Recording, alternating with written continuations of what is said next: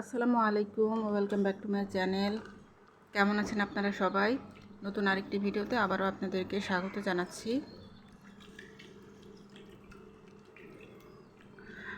আজকে আমি কাঁচা আম কেটে মাখিয়ে খাবো, তো সেটাই আপনাদের সাথে শেয়ার করছি। তো আমি আগে প্রথমেই কাঁচা আমটা ভালোভাবে ধুয়ে নিলাম। আর এই আমটা বেশ বড় সাইজের, তো একটা আম কাটলেই হয়ে যাবে। আর আমার বাচ্চারা খুব যে কাঁচা আমের মাখানোটা পছন্দ করে তা না। তো আমার ছোট মেয়েটা মোটামুটি খায়, তবে আমার বড় মেয়ে আবার টক খেতে চায় না। আর আমার ছেলেও মাঝে মাঝে খায়, সবসময় আবার খেতে চায় না।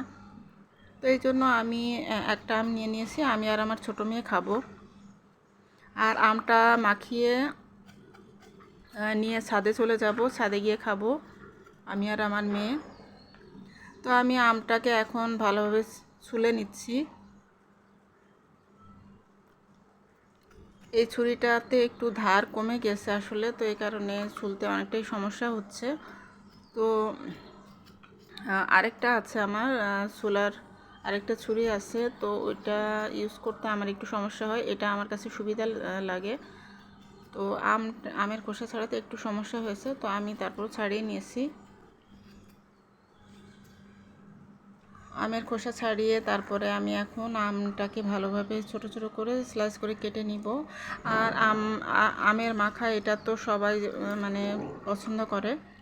আর আম মাখা এক একজন এক একভাবে করে থাকে। আবার অনেকে হামানের মধ্যে দিয়ে ছেঁচে তারপরে ভর্তা বানিয়ে খায়। আবার অনেকে এভাবে করে কেটে কুচি কুচি করে ভর্তা বানিয়ে খায়, মানে মেখে খায়। আসলে এক একজন এক একভাবেই খায়। তো আম মাখাটা আসলে যে কোনোভাবে করলে অনেক মজা লাগে। তো আমি যেভাবে করি সেভাবেই এখন মানে করে নিচ্ছি, নিয়ে তারপরে খেয়ে নেব মজা করে। তবে এই আম মাখানোটা সত্যি মানে অসাধারণ হয়েছিল, এতটা মজা হয়েছিল। আর এই আমটা আসলে অনেক বেশি যে টক তা না, মানে একটু কম টক। অতিরিক্ত টক হলে আবার আমার কাছে খেতে ভালো লাগে না। মানে আমার সমস্যা হলো যে আমার দাঁত টক হয়ে যায়, বেশি টক আম খেলে আমার আবার দাঁত টক হয়ে যায়, তো আমার আবার অনেক সমস্যা হয়। তো পরে পরে যখন ভাত খেতে যায় তখন সমস্যা হয়।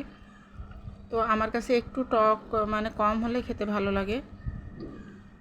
এখন এই তো আমি প্রথমে বড় বড় করে স্লাইস করে কেটে নিয়েছি, এখন একদম ছোট ছোট করে স্লাইস করে মানে কেটে নিব। আসলে এখন যেহেতু কাঁচা আমের সিজন, তো কাঁচা আমের সিজনে কাঁচা আম দিয়ে তো অনেক ধরনেরই রেসিপি করা যায়। তো অনেক আপুরা অনেক ধরনের রেসিপি শেয়ার করছে, আর আমি আসলে মনে মনে চিন্তা করছিলাম যে এটা করা যায় সেটা করা যায়, পরে দেখা যায় যে আর করা হয় না। তো আজকে কাঁচা আম মাখিয়ে খাবো, তো ভাবলাম যে এইটাই শেয়ার করি। আর ভিডিও ইদানিং তেমন একটা ভালো হচ্ছে না, মানে নতুন নতুন রেসিপি বা নতুন নতুন ভিডিও শেয়ার করা উচিত। কিন্তু আমার আসলে দেখা যায় যে মনে মনে চিন্তা করি যে হ্যাঁ এটা করব সেটা করব, পরে দেখা যায় যে সময় থাকে না, আর তখন আর করা হয় না। তো যাই হোক, এই তো আমি এখন আমগুলো কেটে নিচ্ছি। আর আসলে যেহেতু প্রচণ্ড গরম পড়ছে, আর এই গরমের মধ্যে তো এরকম আম মাখা খেতে খুবই ভালো লাগে। আর আসলে অনেক মানুষ একসাথে বসে যখন খাওয়া হয় তখন কিন্তু খেতে আরও বেশি মজা লাগে। যেমন আমরা ছোটোবেলায় আম বাগানে বসে গাছ থেকে আম পেড়ে তারপরে এরকম করে মাখিয়ে সবাই মিলে বসে খেতাম। তো সেই আসলে সেই স্মৃতিগুলো এখন মনে পড়ে।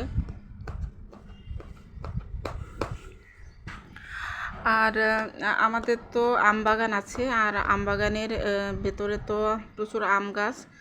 আর আমার কাজিনরা যখন আসতো গরমের ছুটিতে, তো কাজিনরা যখন আসতো সবাই মিলে আমরা আম বাগানে চলে যেতাম, গিয়ে তারপরে গাছ থেকে টাটকা আম পেড়ে ওখানেই মানে বাড়ি থেকে পানি নিয়ে যেতাম, তারপরে লবণ মরিচের গুঁড়া তো এগুলো নিয়ে যেতাম, যেয়ে তারপরে ওখানে আম কেটে তারপরে আম মাখিয়ে তারপর ওখানে খেতাম। আর আমার একটা কাজিন ছিল, ও আবার সব থেকে বেশি নিয়ে নিত, মানে দেখা যাচ্ছে যে একটা বোলের ভিতরে মাখানো হয়েছে, তো আমরা অল্প অল্প করে নিচ্ছি, আর আমার ওই কাজিনটা এসে একবারে মানে এক মুঠো নিয়ে মানে চলে যেত। আর এটা নিয়ে আমরা অনেক হাসাহাসি করতাম আর অনেক রাগারাগিও করতাম। তো আসলে সেই স্মৃতিগুলো মানে মনে পড়ে। আম মাখানো যখনই মানে আম মাখানো করি বা আম মানে গরমের সিজন আসে আর কাঁচা আম দেখি, তখনই মানে ছোটোবেলার সেই স্মৃতিগুলো মনে পড়ে আর অজান্তেই বসে বসে হাসি আমি। তো যাই হোক, এখানে আমি ফার্স্টে লবণ দিয়ে দিলাম, আর এখন আমি বিট লবণ দিয়ে দিচ্ছি। তো একটু বেশি করে বিট লবণটা দিচ্ছি। তো বিট লবণের একটা ফ্লেভার আছে, ওটার জন্য খেতে অনেক ভালো লাগে। আর আমি একটু চিনিও দিয়ে দিলাম 1 চা চামচের মতো। আর এখন আমি মরিচের গুঁড়া দিয়ে দিচ্ছি।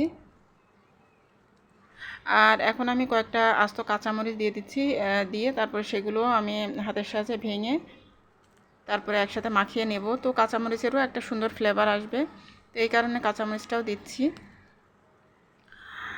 তো এখন আমি সব কিছু একসাথে করে মেখে নিব। তবে আমি কাসুন্দি দিতে চেয়েছিলাম, কিন্তু আসলে কাসুন্দিটা শেষ হয়ে গেছে আমার বাসায়, কাসুন্দি ছিল না, তো এই কারণে কাসুন্দি ছাড়াই মেখে নিচ্ছি। কিন্তু তারপরেও খেতে অসাধারণ লেগেছিল, খুবই মজা লেগেছিল খেতে। তো আমি তো খেয়েছিলাম, আর আমার ছোটো মেয়েও খেয়েছে, আমরা ছাদে বসে বসে খেয়েছিলাম। আর আমার ছেলেকে বলেছি, তো আমার ছেলে খায়নি, আর আমার বড় মেয়েও খায়নি। আর আমার হাজব্যান্ড তো খেতে পারে না, ওনারও মানে টক খেতে পারে না, দাঁতের সমস্যা হয়।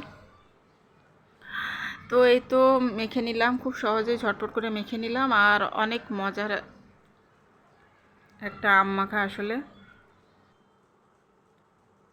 এখন আমি মজা করে আমটা খেয়ে নিব, আম মাখাটা খেয়ে নিব। আর আমার আম মাখা খাওয়া দেখে কার কার লোভ হচ্ছে, মুখে পানি এসেছে, কমেন্ট করে জানাবেন। আর এই যে দেখুন, উপর থেকে আমি একটা শুকনো মরিচও মানে ছোট ছোট করে কেটে উপর থেকে দিয়ে দিয়েছি, মানে একটু ডেকোরেশনের জন্য, যাতে করে দেখতে সুন্দর লাগে। আর এমনিতে এটাতে খুব একটা ঝাল হয়নি, কিন্তু দেখতে সুন্দর লাগছিল, তো এই কারণে আমি এরকম করে দিয়েছি। তো এই তো মজাদার আম মাখা হয়ে গেল, আর আমরা এখন মজা করে আম মাখা খেয়ে নিব। আর আপনাদের কাছে কেমন লাগলো ভিডিওটি, তো আপনারা কমেন্টের মাধ্যমে জানাতে পারেন। আর কে কে এভাবে আম মাখা করে খান সেটাও জানাতে পারেন কমেন্ট করে। আর অসাধারণ মজাদার আর দারুণ লোভনীয় এই কাঁচা আমের ভর্তা, কাঁচা আমের মাখা, তো এটা খেতে অসাধারণ লাগে। আর এরকম টাটকা আম আসলে মাখিয়ে খেলে অনেক বেশি ভালো লাগে খেতে। তো এটা দেখলে তো আসলে মুখে পানি চলে আসে। আর আম ফ্রোজেন করে রেখে পরবর্তীতেও কিন্তু এভাবে খাওয়া যায়, ফ্রিজ থেকে নামিয়ে, তখন খেতে মন চাইলে পরে আবার এভাবে করে খাওয়া যায়। আবার অনেক সময় কাঁচা আম বের করে মানে শরবত বানিয়েও খাওয়া যায়, টক ঝাল মিষ্টি করে শরবত বানিয়েও খাওয়া যায়, বিভিন্নভাবেই খাওয়া যায়। তো কাঁচা আম আর কাঁচা আমের আচার অনেকে তৈরি করছে, কিন্তু আমার বাসায় আবার কাঁচা আমের আচারটা মানে তেমন কেউ পছন্দ করে না, আর আমার হাজব্যান্ডও তেমন পছন্দ করে না। আমার বাসায় আবার জলপাইয়ের আচারটা চলে, তো এই কারণে আর বানানো হয়নি। তো আজকের মতো এখান থেকেই বিদায়, আল্লাহ হাফেজ।